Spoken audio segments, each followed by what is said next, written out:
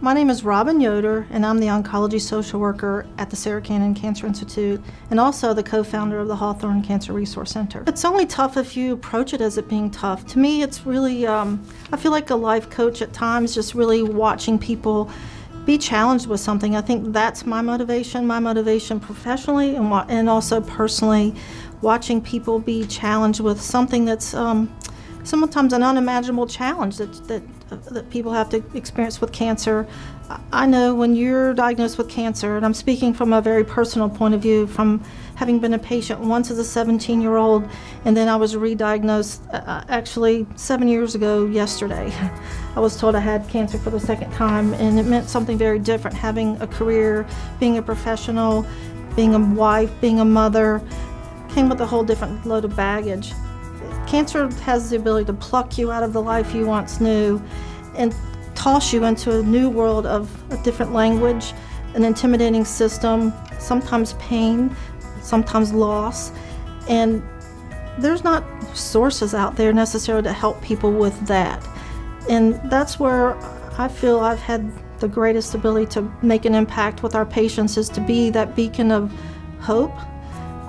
Help people cope through their challenges, set an example that, yeah, you have losses, and my loss was the loss of my right leg, not part of my leg, my whole right leg.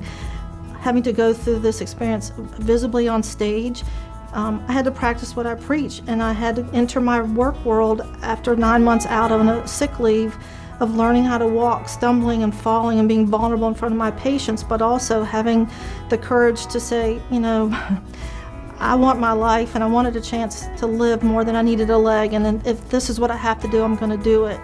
And that's kind of the message I hope kind of comes through with the patients that I work with, because they've had to witness me, and there's been a nice, beautiful undercurrent of connection with people. Because I've had cancer doesn't mean that I understand exactly what you go through, but I do understand what it's like to be in an isolated world and not knowing what your resources are, but also fighting through something big and hard and finding your way on the other end, because I put myself around people, and I put myself around positive people, people that can challenge me, and that's how I challenge my patients, and just see together we can find a way to help you find your strength, whatever that is. For me, it was a lot of physical challenges. For others, it may be the gentleman I spoke of earlier, finding an emotional strength in him to find a voice.